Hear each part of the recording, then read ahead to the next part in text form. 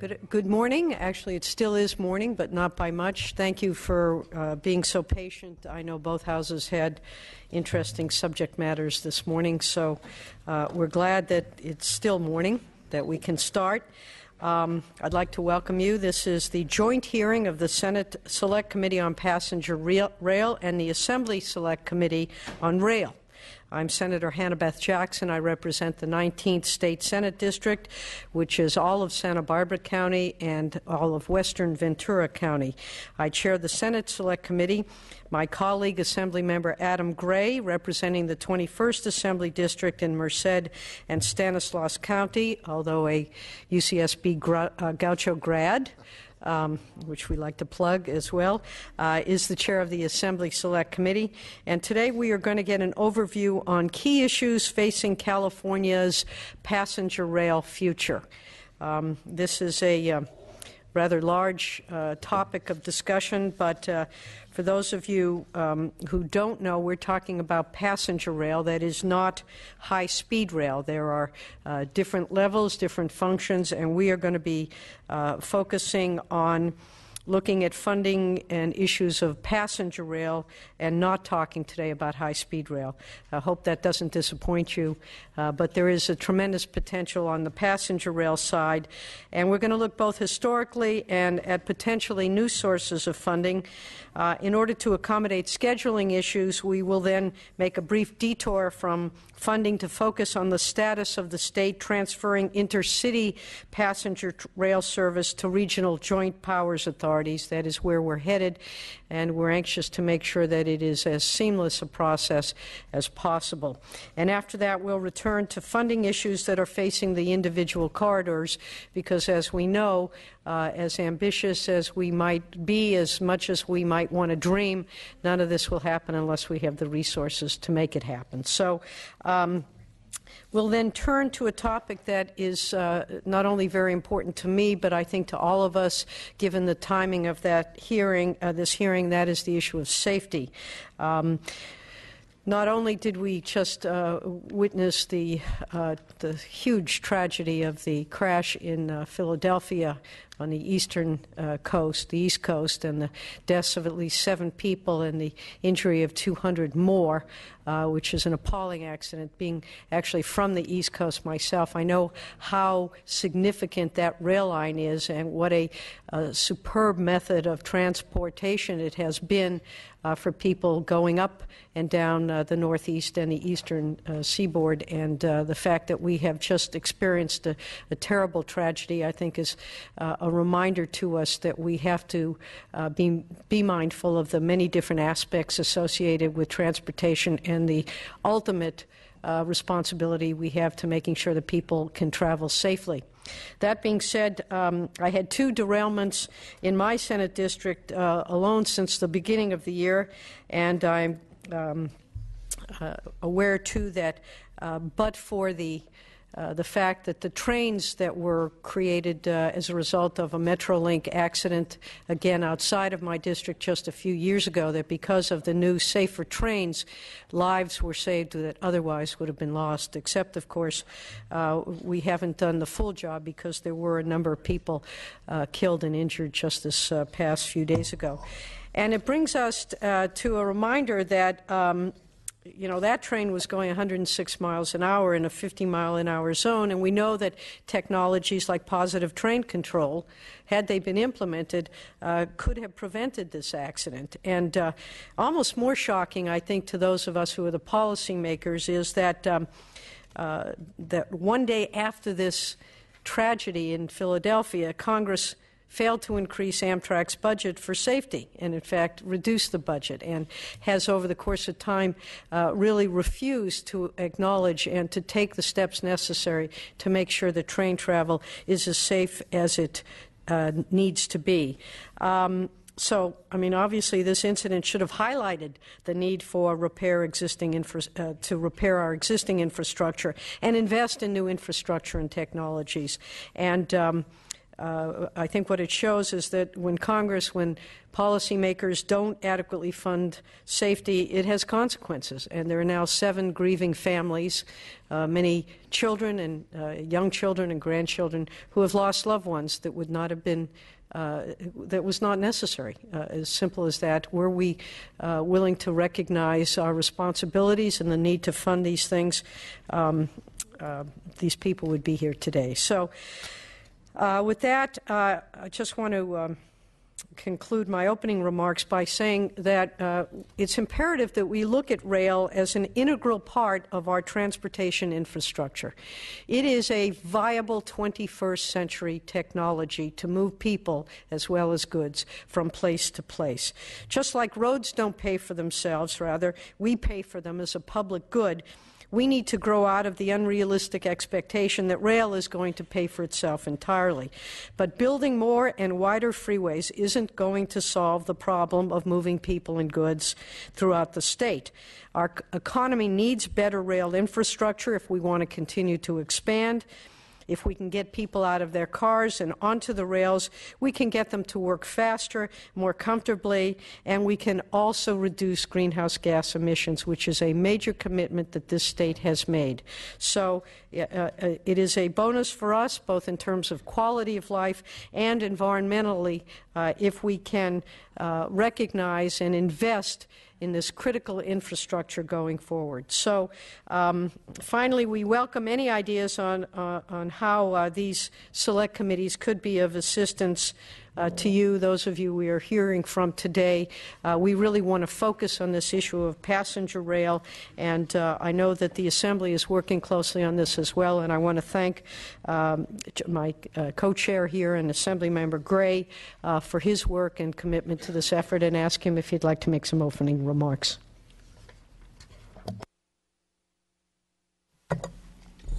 Thank you, Senator. I'm pleased to join Senator Jackson in welcoming everyone to the joint informational hearing of the Assembly Select Committee on Rail and the Senate Select Committee on Passenger Rail. As stated, today we'll be hearing about the status and needs of California's intercity passenger rail system and network.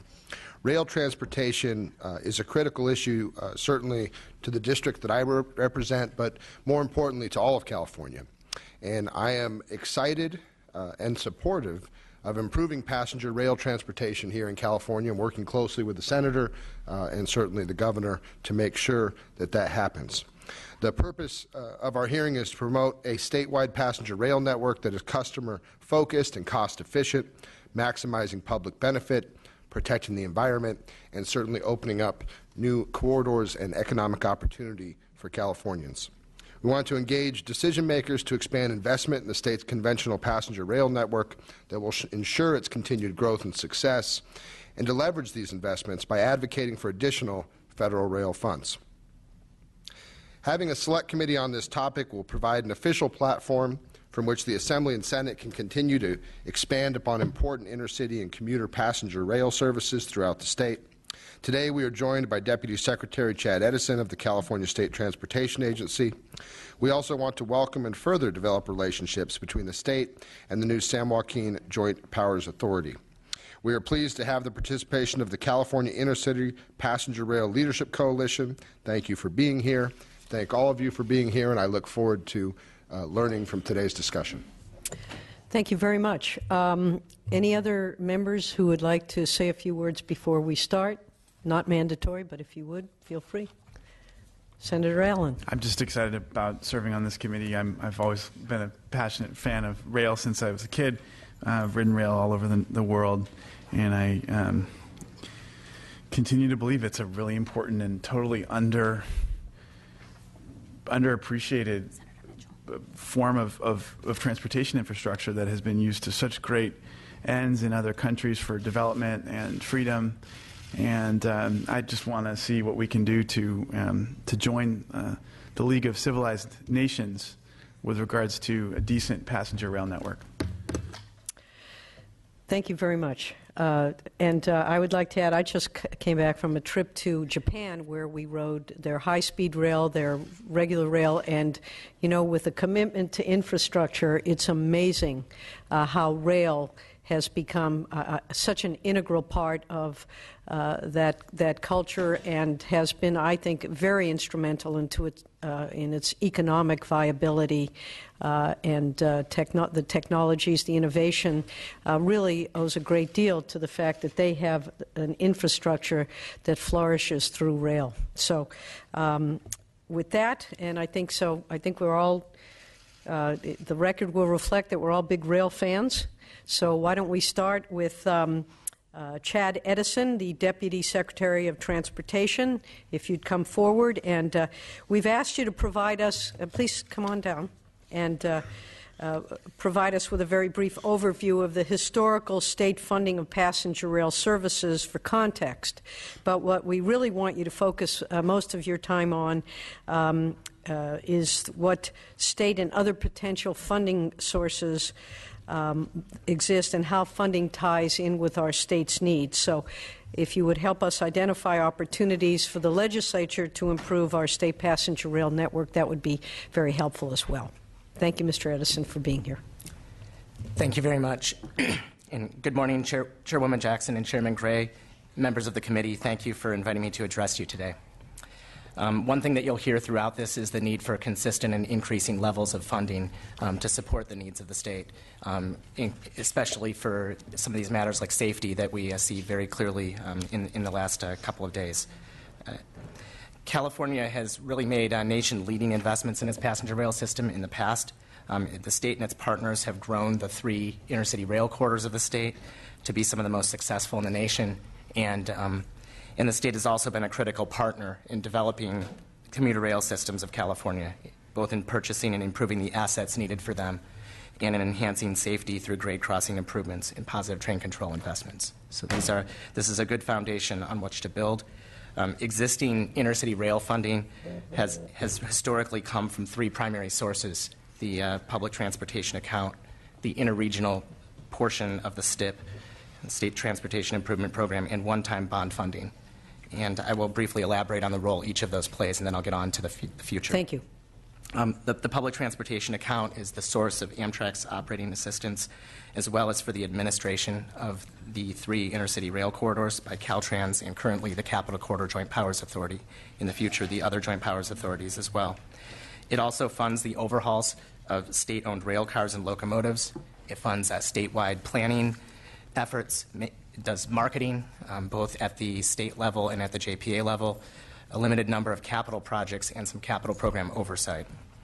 In the current state fiscal year, California is spending about $120 million on operations of the 3 state-supported inner-city corridors funded with resources provided by the public transportation account. Capital funding for the state's inner-city rail corridors has historically come from the STIP, as well as various one-time bond funding measures such as Proposition 1B. The state continues to prioritize the interregional transportation portion of the STIP to support improved corridor reliability and performance, as well as increased frequency. In addition, we still have significant balances from Proposition 1B programming that's helping us to purchase rail cars and locomotives for the corridors, as well as make key remaining capital investments using those funds. Another one-time bond resource that has had benefits for both the inner-city and the commuter rail systems is Proposition 1A, which is also funding high-speed rail. The connectivity and bookend portions of this funding continue to provide significant resources for corridor capacity improvements, positive train control, grade separation projects, as well as significant support for major projects such as run-through tracks at LA Union Station and Caltrain electrification. High-speed rail is partnering with many other agencies for all of these projects, and on many projects is contributing about 50% of the projected budget. This funding is playing a key role in advancing services that integrate with high-speed rail. Commuter rail has a number of other sources historically. The operating funds that come from state resources flow primarily through the State Transit Assistance Account, and capital funding of these agencies, while often relying on significant local funding, has also benefited from one-time bond funding in the regional portion of the STIP. While the ongoing presence of these sources continues to be important for the future of the passenger rail system of California, all of these funding sources combined do not really provide adequate resources to allow rail to play a growing role in addressing California's transportation needs. California has a long ways to go to get to a sustainable, integrated transportation system, and further investments in our rail network for the benefit of both people and freight are critical to that system. Your committee's asked me to address the needs and opportunities for passenger rail development in the state, and while I don't have time to list them all, I would like to highlight some of the key opportunities. Great. And in the process address some of the funding opportunities along the way. The state, the JPAs, and the various commuter agencies have long planned for incremental long-term growth in response to corridor-specific population growth and congestion. Many of these efforts have been well documented in the state rail plan, regional planning documents, and by the individual agencies themselves. I'm not going to go in great detail into those projects because in the latter part of today's agenda, there's an opportunity for many of those agencies to address their specific needs. However, I will note that the disparate rail corridors of the state only serve certain markets well, and they leave a lot of markets unserved, and often lack the funding, frequency, capacity, and connections to realize their full potential. And that's a lot of where our focus needs to be in the future, is giving people more markets that they can use rail to access and more reasons to use the train. Integration among the services and a comprehensive statewide rail vision are necessary, and as CalSTA, the High Speed Rail Authority, and Caltrans work with all the stakeholders and partners in the state to develop the 2016 High Speed Rail Business Plan and the State Rail Plan for 2018. We'll be working hard on developing solid plans that point to an integrated statewide transportation network that provides these transportation alternatives. So what are the major opportunities that we can, and how can we pursue paying for them? First and foremost, we have to be vigilant in pursuing opportunities to make our current services more efficient and more attractive to our customers. This is not always easy, but it doesn't always take a lot of money. Are there creative ways to redeploy existing services to better serve key markets in the corridor? Are we effective in our marketing efforts to bring new riders to the service, and then are we keeping them by offering an on-time, customer-pleasing service? Are we helping customers understand all the destinations they can connect to beyond the rail corridor itself and offering convenient ways to make those connections? Are we pursuing efficiencies in our operations that will show up in reduced cost to deliver service? Those resources can then be redeployed into service improvements. We need to put sufficient funding into pursuing these opportunities, because if we're successful, we provide the benefits of increased ridership and revenue and reduced costs and plow them back into service improvements and even expansion of service. As I stated earlier, the public transportation account is the source for administration of the intercity rail corridors. And as the state moves toward committing significant PTA resources towards JPA administration of our corridors, we are making an investment in smart, regionally focused management and marketing of services that we believe will help us work with Amtrak to make better use of existing resources and attract more customers to the service through grassroots outreach and service enhancements. While there is an upfront commitment to administrative and marketing spending from the PTA, the goal is to get to a lower net cost to the state for the existing services and then use those savings to improve what we offer. Achieving more efficient operations and attracting more riders can be pursued with other tools as well. One that addresses reliability and on-time performance of service is conducting multi-operator planning efforts to implement a more reliable timetable across all service. And there's an effort such as this going on in Southern California with the state's rail partners right now. Sometimes these schedule improvements can be implemented with no capital investment at all. Other times, targeted capital investments, such as lengthened sidings or new crossovers, may make significant operational improvements possible at relatively low cost. Improved connections among transit and rail providers and integrated ticketing options may also have significant payoff that will benefit existing services. While the state has been able to make limited investments towards pursuing better and more efficient services through its current PTA resources, funds for the planning and coordination efforts to pursue these opportunities that have significant near-term payoff, as well as some of the minor capital improvements related to them, need to be available from other funding sources as well, such as the transportation cap and trade programs. We need funding available to increase effective marketing also, so that we can better use the capacity we are already paying to operate. Next, we have key opportunities to invest in more significant capital projects that are near-term and have a direct impact on either increasing revenue and ridership or driving cost savings. Some of these may be attractive candidate projects for long-term financing, through federal loan programs such as TIFIA and RIF. Others may be good competitive projects for funding such as cap and trade. Whichever way we get these projects built, we need to be creative in how we advance those investments that allow us to optimize our existing operations, even as we also look at how to expand rail service into new markets. Speaking of new markets, high-speed rail promises to dramatically transform the way we move between the regions of our prosperous and growing state. The high-speed rail investment will result in significant new opportunities for the state's current passenger rail services and drive the need for access to new markets. It drives the need for more capacity on existing services and also is a catalyst for planned rail corridor extensions throughout the state. The high-speed rail construction will pay for significant improvements in shared and adjacent corridors throughout the state, as well as at shared stations. These include signaling, capacity, and electrification improvements in the Caltrain corridor and grade separations that benefit commuter, intercity, and freight services, especially in the Central Valley and Southern California. These are early benefits of the phased construction of high-speed rail.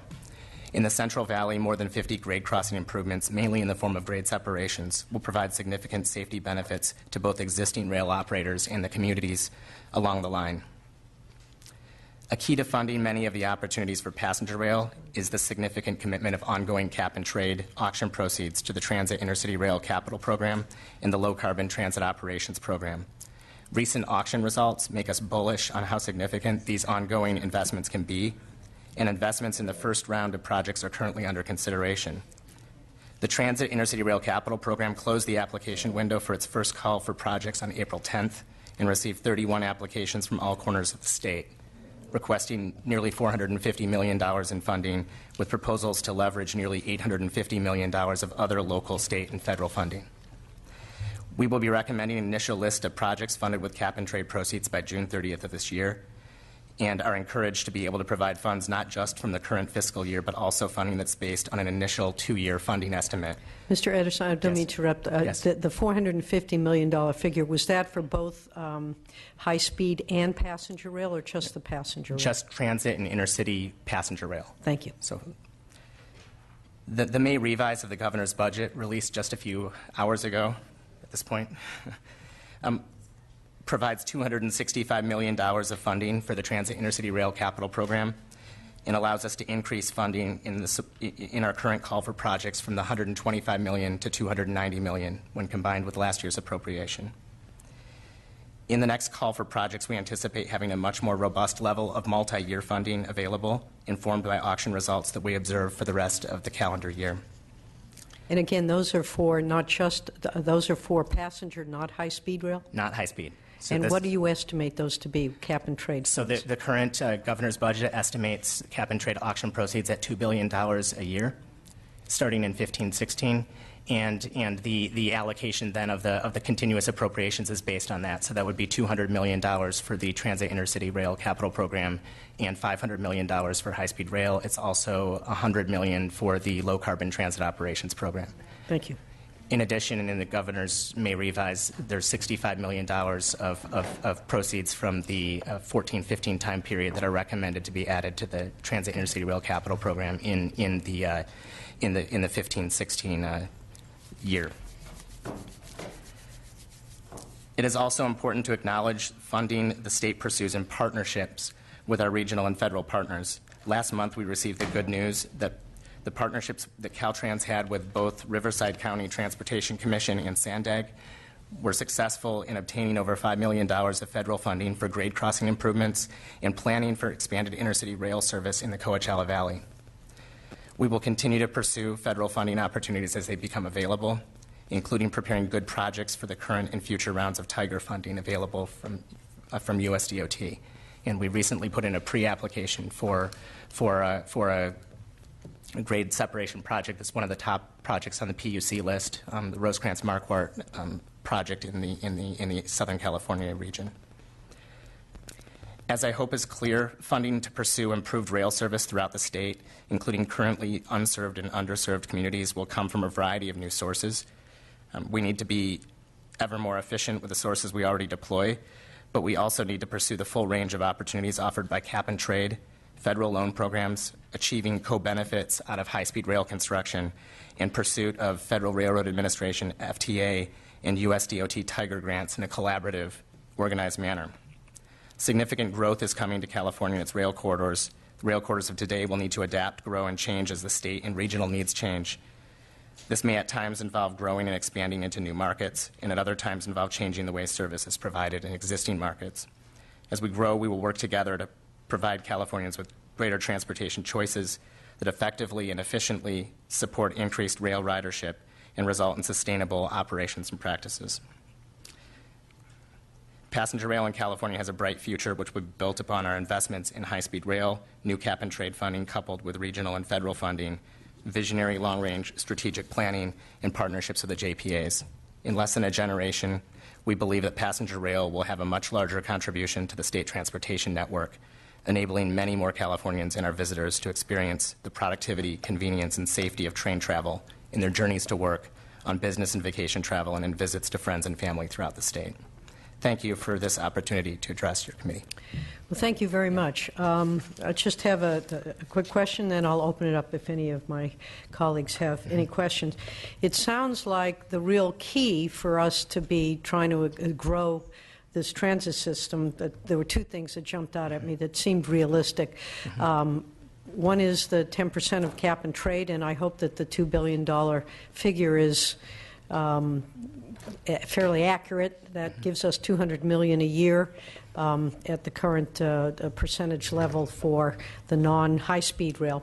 And then the other is to work in conjunction or in partnership as high-speed rail is developed, but recognizing right now that high-speed rail is really only going in one direction. And I see my colleagues sitting here, although part of it does go into Senator Galgiani's district, I don't think there's a whole lot for L.A. and a whole lot for San Jose and the Bay Area, and not a whole lot in my community of Santa Barbara up the coast, if you will. So I'm just wondering, realistically, what does $200 million a year get us when our vision is to really create a robust, integrated rail system that will not only work within a city, and there's a lot of need there, I know, but take us from San Diego up to the top of the state? What does $200 million a year buy us in terms of our vision? How many years is it going to take? What do we get? I mean, that seems like a lot of money, but when you think of the size of the state, that's not much. Yeah, I mean, the $200 million, if that's the level that remains, is not sufficient to meet all the needs. It is a good down payment on addressing some of the most important opportunities to integrate services, and it is enough to move significant projects forward.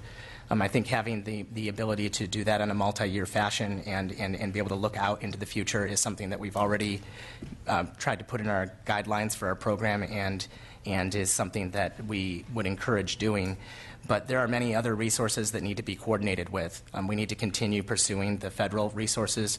We also have the ability to really within the STIP, both the state proposed part of that and the regionally proposed part of that, put resources into rail that will enhance the overall system. And how much money would you envision being available annually for that from the STIP?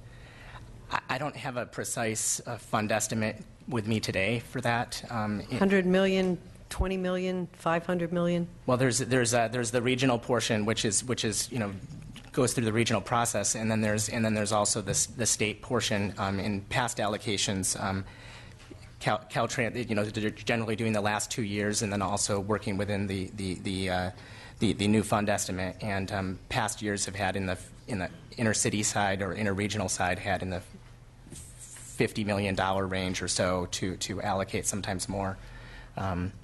But I don't have the precise numbers from each round. I guess my question is how much should I dream, or how much should we all be dreaming that's going to be available? I mean, 200 million or 250 million or even 400 million.